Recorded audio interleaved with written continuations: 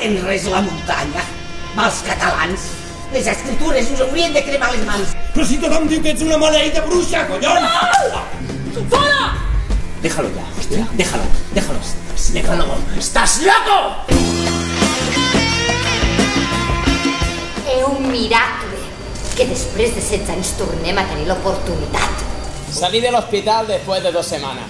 La bala no tocaba ningún órgano vital, decían los matasanos. Farem d'aquesta vall, d'aquesta muntanya, el racó més preciós de Catalunya. Serà tan bonic que tots els altres s'hi voldran assemblar. Yo le pegué un botellazo a un tío a la barra y el Cala se metió con los porteros. La armamos como en nuestros mejores tiempos. Ya no sabíamos si negociar con la Generalitat o con el Ayuntamiento, porque fuéramos donde fuéramos, nos ponían la puta alfombra roja! Que volguéreu ser més vius que el diable.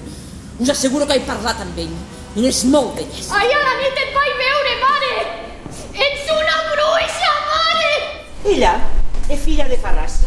I ella màniaca de Farràs. Les reunions eren vives i sovint acabaven amb crits contra Casa Farràs.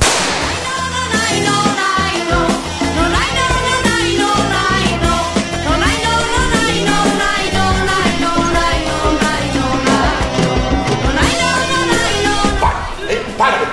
Tu no saps què és ser dolent! No saps res, güey! ¡Cállate de una puta vez!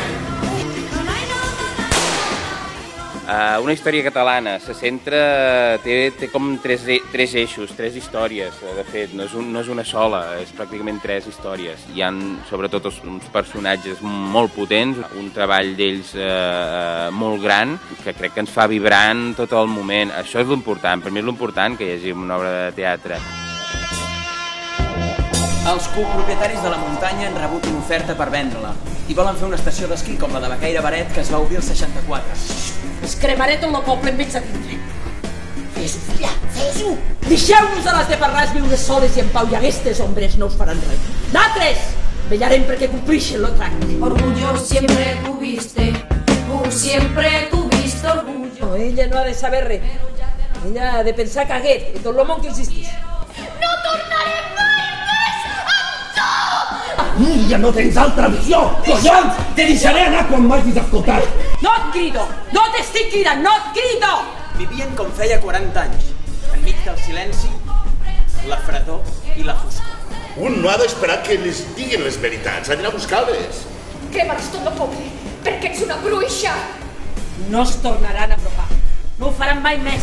I a robar la meva filla! Doncs ara ho pagareu ben car!